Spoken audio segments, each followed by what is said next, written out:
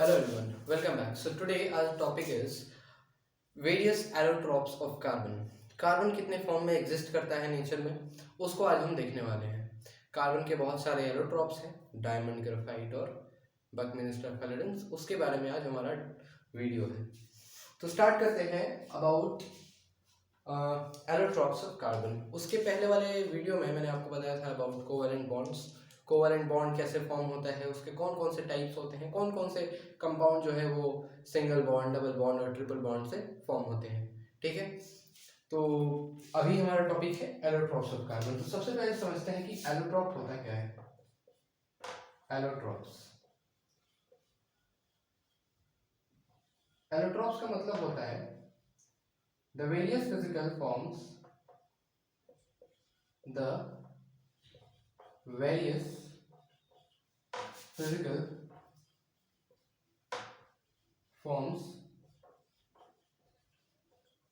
in which an element can exist. ठीक है, जो बहुत सारे फिजिकल फॉर्म्स होते हैं, the various physical form in which an element can exist are known as its allotropes. तो एक्चुअली जो है कार्बन, कोई भी दो एलिमेंट होते हैं तो कोई एलिमेंट जो होता है हमें फ्री स्टेट में मिलता है, कोई होता है कंबाइंड स्टेट विद कंपाउंड्स के साथ मिलता है. फॉर एग्जांपल मैं आपको अगर एल्यूमिनियम, तो Al2O3 वो अपने ऑक्साइड के फॉर्म में एग्जिस्ट करता है नेचर में, वहाँ से हम उसको इलेक्ट्रिसिटी पास करके ऑक्सीजन अलग करते हैं, एल्यूमिनियम वहाँ से हमको निकल के रहता है. उसी तरीके से अगर मैं आपको बोलूँ तो कार्बन जो है, तो एलोट्रॉप्स को देखने से पहले आप इधर देखिए कार्बन. तो कार्बन जो है वो दो तरीके से एग्जिस्ट करता है, इन रॉ इन फ्री स्टेट, और एक होता है इन कंबाइंड स्टेट. एक कंबाइंड स्टेट में, एक फ्री स्टेट में. ये कार्बन का क्या है, एग्जिस्टेंस. कार्बन नेचर में किस तरीके से एग्जिस्ट करता है, तो एक फ्री स्टेट में और एक कंबाइंड स्टेट में. तो फ्री स्टेट में जो कार्बन होता है मतलब उसका फिजिकल फॉर्म तो यही होता है, फ्री स्टेट वाला ही होता है, जिसको हम कहते हैं एलोट्रॉप्स. डायमंड, तो क्या डायमंड जो है वो एक फिजिकल फॉर्म है, आप उसको देख सकते हो. Carbon dioxide, can you see carbon dioxide? Although you can see when you it turns lime water milky, okay, that is the property of carbon dioxide. So can you see the carbon dioxide? No. Yes, you can see the glow of carbon dioxide. Okay, somewhere it is yes, you can see the solid carbon dioxide.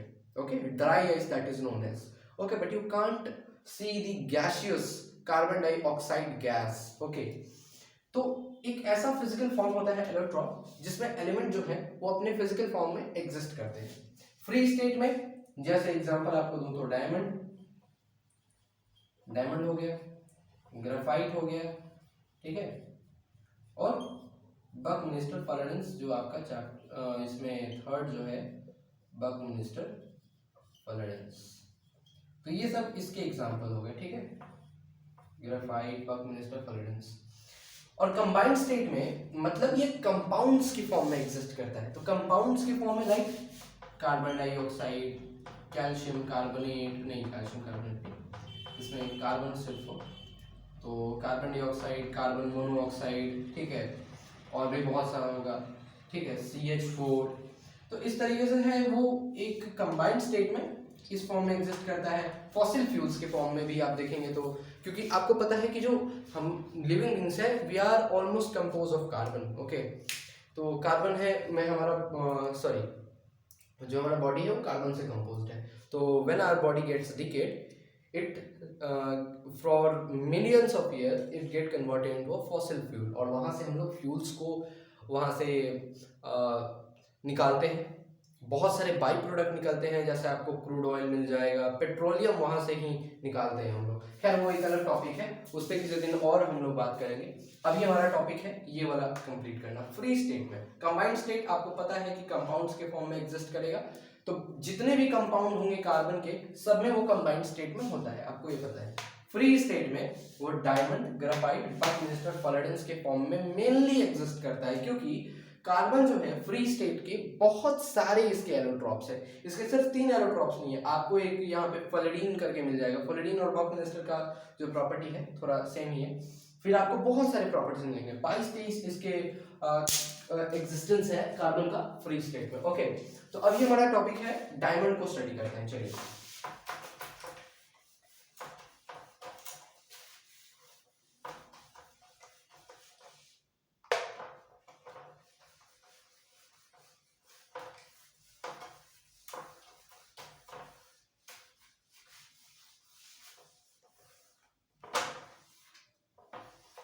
चलो, तो सबसे पहला जो हमारा topic है allotropes of carbon में, वो पहला हमारा टॉपिक है डायमंड।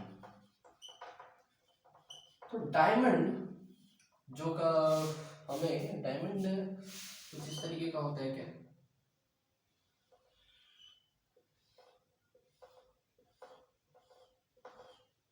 नहीं, ऐसा नहीं होता, थोड़ा ज़्यादा अच्छा बनाते हैं थोड़ा।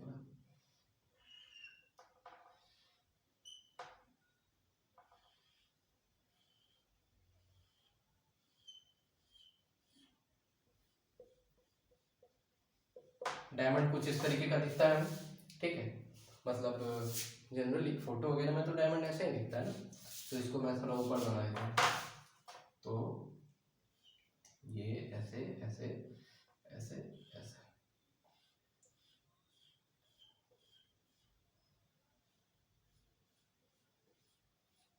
डायमंड हो गया।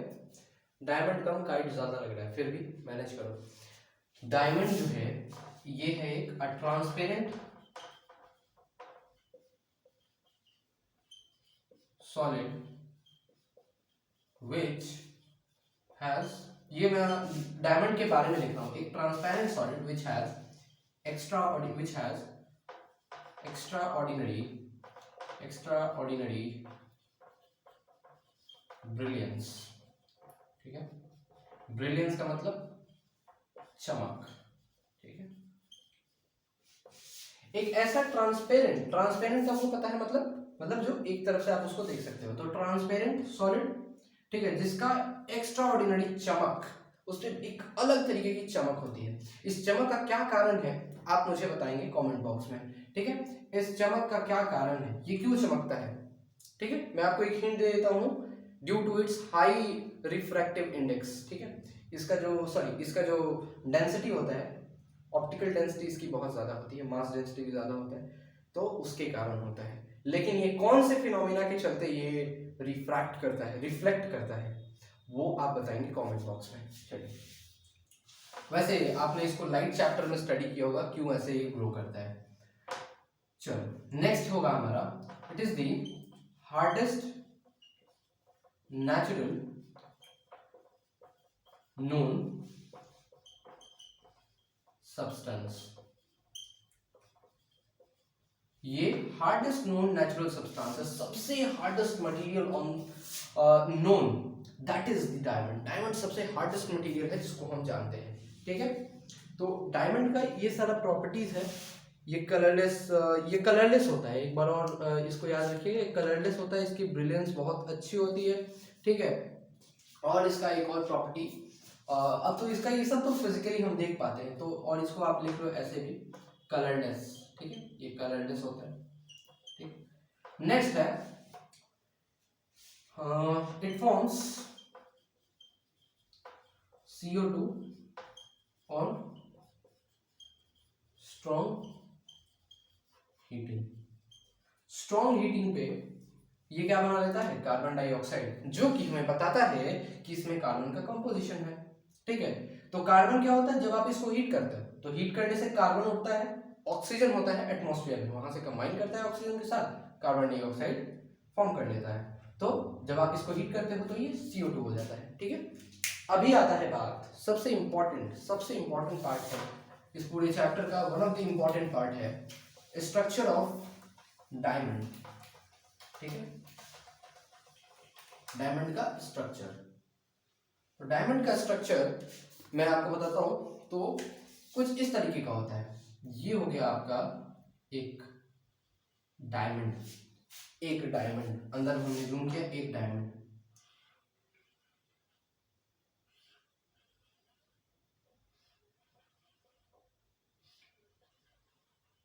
देख लीजिए इसको ध्यान से, को दिख रहा है ये? तो आप देख रहे हैं कि बीच में एक कार्बन है, बीच में एक कार्बन है, ये समझिए एक कार्बन है। तो एक कार्बन के साथ 1 2 3 4, ठीक है। अब ये वाला अगर एक कार्बन होता तो इसके साथ यहाँ पर ये एक होता कार्बन, फिर यहाँ से एक इसका एक और कार्बन होता है, फिर यहाँ पे एक और कार्बन होता है, फिर एक यहाँ पे एक और कार्बन होता है। तो ये भी किससे जुड़ा है? 1 2 3 4, तो ये भी 4 कार्बन से जुड़ा है। तो आप बेसिकली एक्चुअली जो मैंने स्ट्रक्चर बनाया है ये वाला स्ट्रक्चर थोड़ा देखने में अजीब लग रहा होगा आपको, पर इंपॉर्टेंट क्या है इसमें कि हर कार्बन को अगर आप इसको एक्सटेंड करेंगे, इस वाले को एक्सटेंड करेंगे, तो ये कुछ इस तरीके से होगा। यहाँ पे एक कार्बन होगा, ये ऐसे जाएगा, एक कार्बन का आइटम, एक ऐसे, ये पीछे की तरफ होता है, रिमेंबर ये कुछ ऐसे होता है, देखो ये हुआ ना। तो ये अगर मेरा उंगली है, तो अगर ये एक कार्बन है तो इस कार्बन के ऊपर एक, फिर इसके साइड में नीचे की तरफ इस तरफ ऐसे एक होता है, ठीक है, और फिर एक ऐसे साइड में, और एक बार फिर एक बार इस तरफ इस साइड में, ठीक है। तो ये वाला जो दिख रहा है तुम्हें, ये एक्चुअली इसके पीछे होता है, ठीक है। तो मतलब ये हो गया, और ऐसे ऐसे, तो ये जो दिख रहा है आगे, ये ऐसे पीछे की तरफ होता है, समझ आ रहा है? तो उसी तरीके से ये वाला हो गया एक, और यहाँ से हमने इसको ऐसे कर दिया, तो ये एक कार्बन हो गया, इसके साथ ये पहला, ये दूसरा, ये तीसरा, और ये चौथा। तो ये होता है कार्बन का स्ट्रक्चर। अब 1 2 3 4 मैं मिटा देता हूँ, आप इसको बना लीजिए, ठीक है। 1 2 3 4 मैं मिटा देता हूँ, तो ऐसा। तो अब आप देख रहे हैं। अब आप बताइए यहां से एक्चुअली रफली क्या पता चल रहा है स्ट्रक्चर को देख करके? स्ट्रक्चर देख रहे हो आप, this structure is so rigid, ये बहुत ज्यादा रिजिड है, मतलब बहुत ज्यादा हार्ड स्ट्रक्चर है। आप देख रहे हो कि रिजिड है, फोर्सेस एक दूसरे में, देखो कार्बन का जो एटम है, सारा कार्बन का एटम एक दूसरे से जुड़ा हुआ है। तो ये स्ट्रक्चर जो है बहुत ज्यादा रिजिड है, जिससे क्या पता चलता है? High intermolecular force of attraction, high inter particle force of attraction, ठीक है। इससे क्या पता चलता है कि इसका जो रिजिड स्ट्रक्चर है उसके कारण इसकी इंटर पार्टिकल फोर्स की अट्रैक्शन बहुत ज्यादा है, पार्टिकल्स के बीच में अट्रैक्शन काफी ज्यादा है, जिसके कारण इसकी डेंसिटी ज्यादा होती है, डेंसिटी इज मोर, इसके कारण क्या है? डेंसिटी इज मोर, ठीक है, ठीक। और ये बहुत ज्यादा, and it is hard, density ज्यादा होती है और इसलिए हार्ड होता है। क्यों हार्ड होता है? रिजिड स्ट्रक्चर है। तो मॉलिक्यूल्स जितने नजदीक नजदीक होते हैं उतनी ज्यादा डेंसिटी होती है, उतना ज्यादा उसमें इंटरमॉलिक्यूलर फोर्स ऑफ अट्रैक्शन ज्यादा होता है। तो intermolecular force of attraction is directly proportional to the density. जितना ज्यादा इंटरपार्टिकल फोर्स ऑफ अट्रैक्शन उतना ज्यादा डेंसिटी, जितना पार्टिकल्स क्लोज रहेंगे उतना ज्यादा डेंसिटी, ठीक है। तो ये रहा डायमंड का पूरा चीज। एक और इंपॉर्टेंट चीज है कि जब आप, अच्छा मैंने बता दिया आपको केमिकल प्रॉपर्टीज का, ठीक है।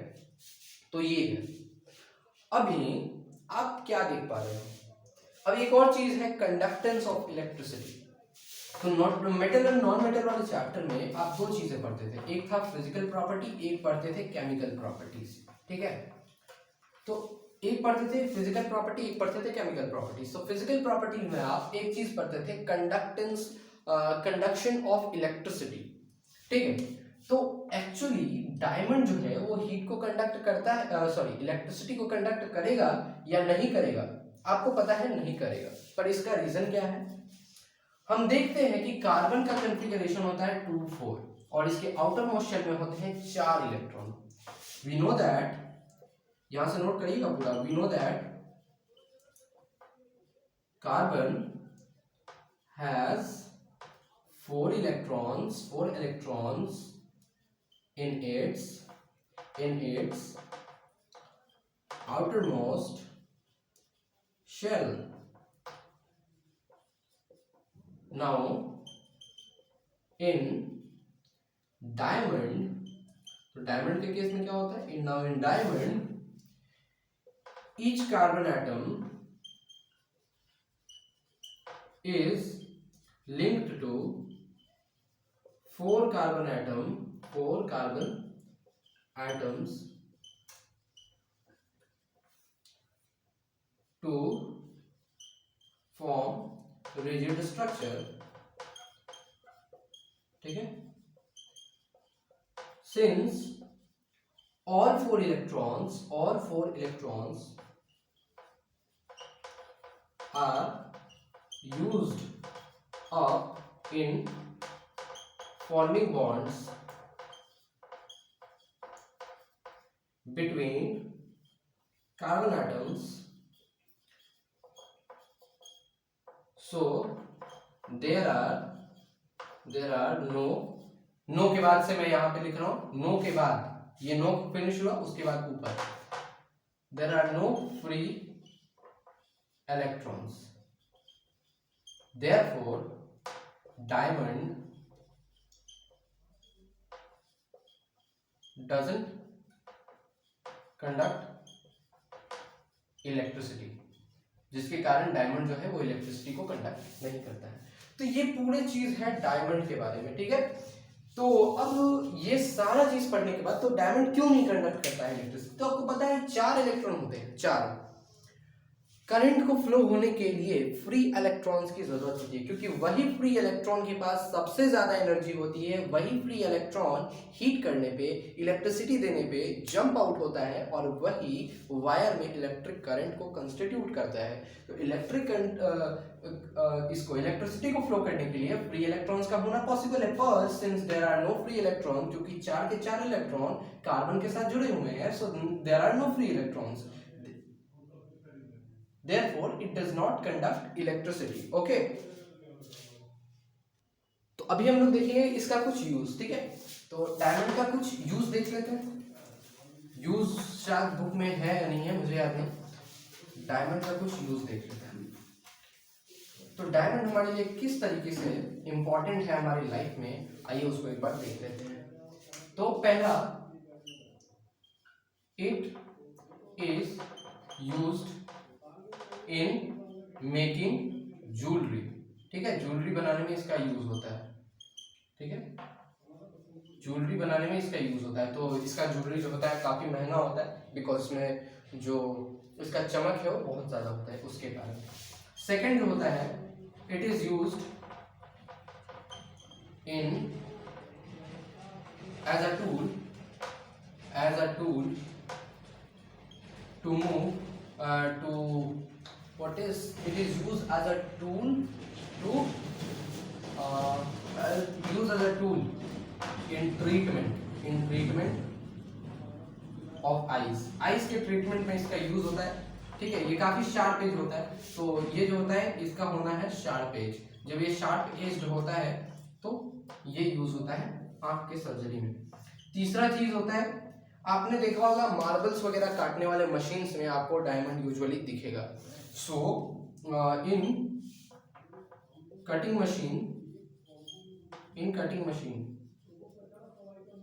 ब्रैकेट में लिखना which cuts tiles या फिर मार्बल्स, ठीक है। तो ये कुछ इंपॉर्टेंट इसका यूज है, ठीक है।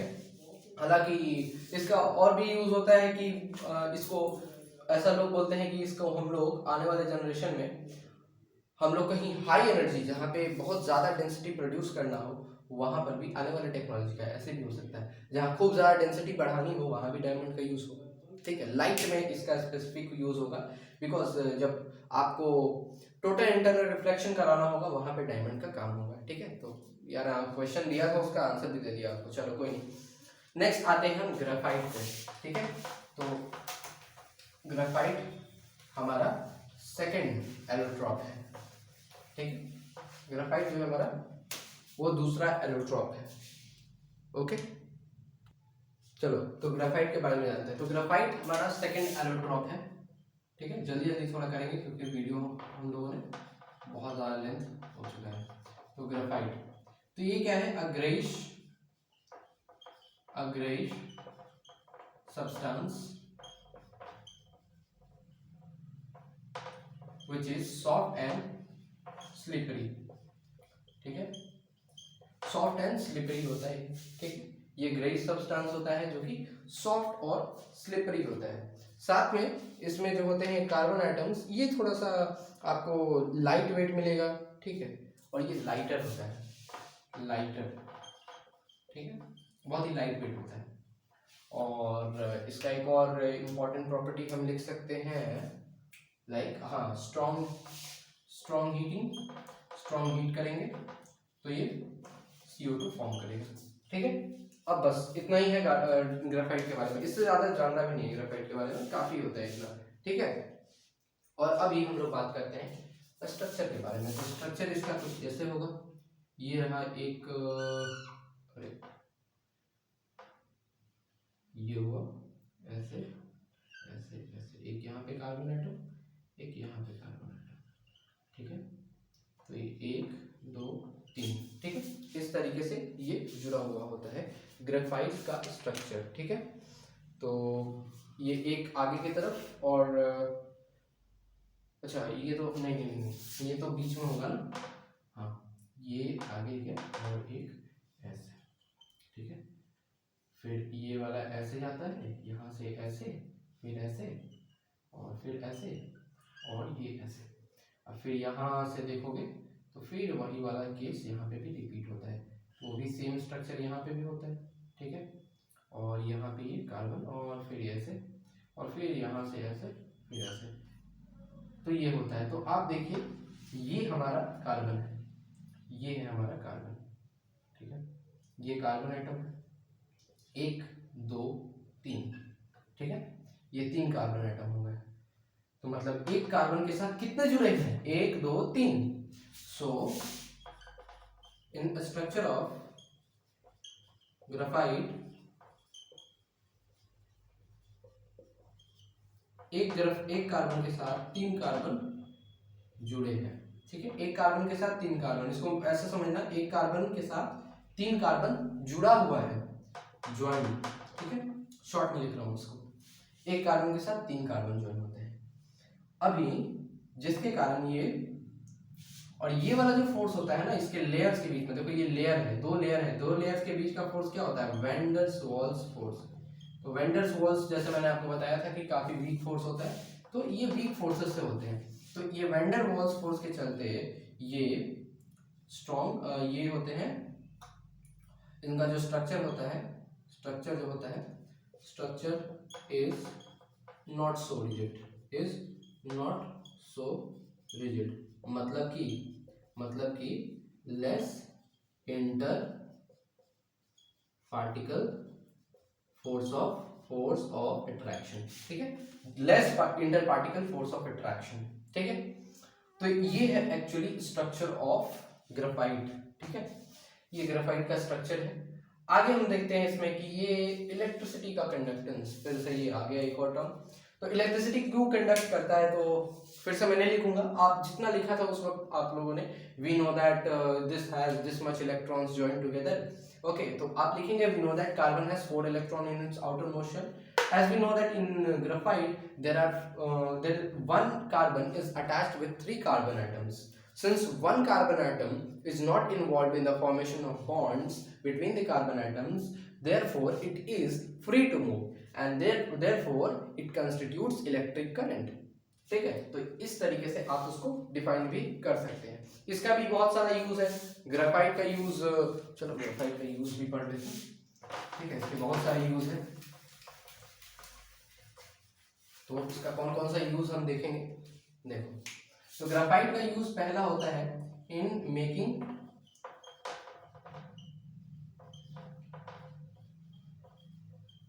Leeds of pencils. तो ग्रेफाइट पेंसिल के लीड्स को बनाने में यूज होता है। अब आप मेरे एक और चीज बताइए कि पेंसिल में ग्रेफाइट के साथ, पेंसिल में ग्रेफाइट के साथ और क्या मिला करके पेंसिल की लीड को बनाया जाता है। सिर्फ ग्रेफाइट नहीं होता है, और एक चीज मिलाया जाता है, वो आप बताइए क्या मिलाया जाता है उसमें, ठीक है। सेकंड जो होता है इन मेकिंग इलेक्ट्रोड्स, तो कार्बन का इलेक्ट्रोड बना होता है, देखेंगे आप इलेक्ट्रोलाइसिस में, ठीक है, इलेक्ट्रोलाइसिस में होता है हमारे पास ये बीकर, ठीक है, ये होता है उसके कार्बन का रॉड, ये कार्बन के 2 रॉड बने होते हैं, ठीक है। नेक्स्ट जो होगा हमारा वो होगा इट कैन बी यूज्ड, देखो ये बहुत ही इंपॉर्टेंट है, it can be used to operate those machines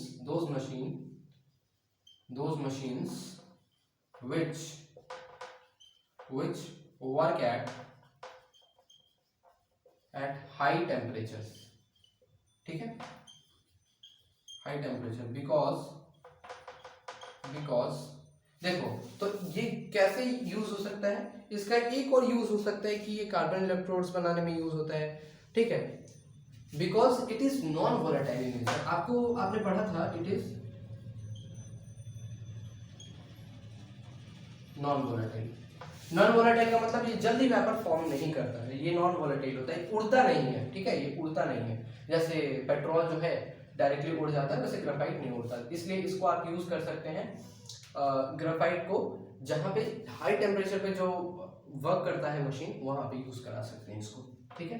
अब हाई टेम्परेचर पे बहुत सारा मशीन वर्क करता है, ठीक है, जैसे वो नहीं होता है, आप हीट करके कॉइल बनाते हैं, ठीक है, तो वहां पे ग्रेफाइट का यूज हो सकता है, ठीक। तो अब अगला क्या हो सकता है कि ये जो है ये ब्रशेस ऑफ इलेक्ट्रिक मोटर्स बनाने में यूज होता है, तो ये आप magnetic effects of electric current में पढ़ेंगे, it is brushes of electric Motors, ठीक है। तो आप इसको मार्केट में यूजुअली बोलते हैं कि मोटर का ब्रश दो, तो वो कार्बन का आपको बना हुआ ब्रश देता है, तो ये ब्रशेस बनाने में यूज होता है इलेक्ट्रिक मोटर का, ठीक है। अब आपका एक और होमवर्क है, अगर मैग्नेटिक इफेक्ट पढ़ लिया है तो बताना इलेक्ट्रिक मोटर कौन से प्रिंसिपल पे काम करता है, ठीक है। नेक्स्ट हमारा है बक-मिनिस्टर फलरेंस, ठीक है। बक-मिनिस्टर फलरेंस के बारे में ज्यादा चीजें नहीं जाननी है हमें, ठीक है।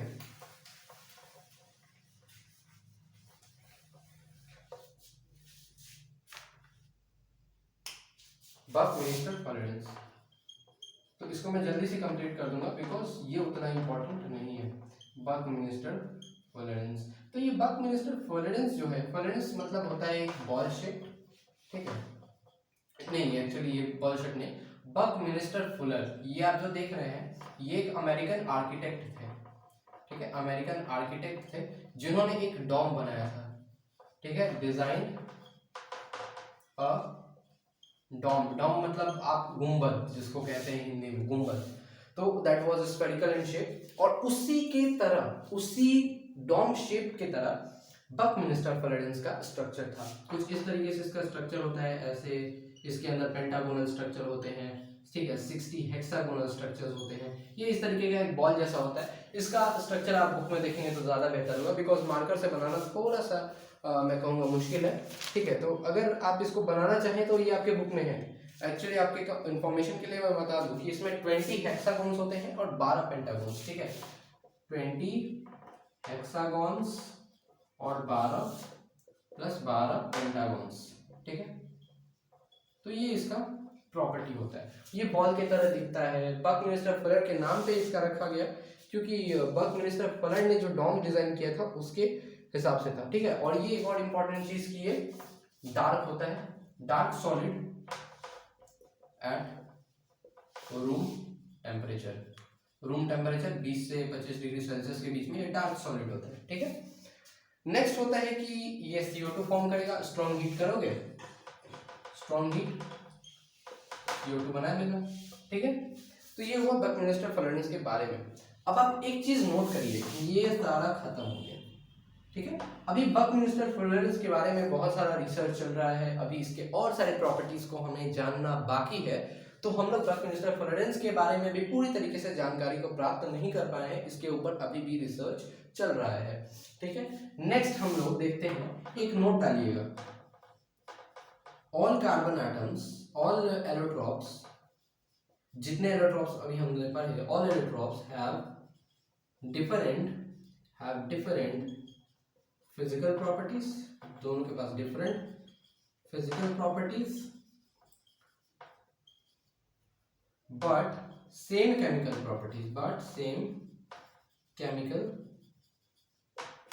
प्रॉपर्टीज, क्यों? क्योंकि आप देख रहे थे कि सबको हीट करने पे हीट कर रहे थे तो ये CO2 बन जा रहा था, तो जिस भी आप बकमिंस्टर फलड को हीट करो या फिर ग्राफाइट को हीट करो या फिर डायमंड को हीट करो, आपको CO2 मिल रहा था, so you were getting CO2, right. तो CO2 हमें ये बताना है कि इसके केमिकल प्रॉपर्टीज जो होंगे तीनों ही एलोट्रॉप्स के, they all will be same but they will differ in their physical properties. Physical properties किस पे डिपेंड करता है? Matter in our surrounding chapter था क्लास 9 में, उसमें आपको बताया गया था कि फिजिकल प्रॉपर्टी किसी भी मैटर का वो डिपेंड करता है उसके पार्टिकल्स के ऊपर, डिपेंड करता है कि पार्टिकल किस तरीके से बॉन्ड है, ठीक है, किस तरीके से पार्टिकल एक दूसरे से अट्रैक्टेड है या वाइडली स्पेस्ड है, तो इन सारी चीजों पे वो डिपेंड करता है। तो ये जो है हमारा टॉपिक आज ये फिनिश होता है। अब इसमें ज्यादा कुछ बचा नहीं है, ठीक है। तो एक और लास्ट में मैं आपको क्वेश्चन देता हूँ। क्लास 9 में आपने पढ़ा था एक टर्म जिसका नाम था आइसोटॉप्स। आइसोटॉप्स, तो आपको ये बताना है कि difference between allotropes and isotopes. Isotopes और एलोट्रॉप्स के बीच का डिफरेंस बताइएगा। तो आज का 3 क्वेश्चन है कि पेंसिल को बनाने में कार्बन के साथ और क्या ऐड होता है, और एक और मैंने आपको क्वेश्चन दिया था वाई डायमंड रिफ्लेक्ट्स, ठीक है, वाई डायमंड रिफ्लेक्ट्स।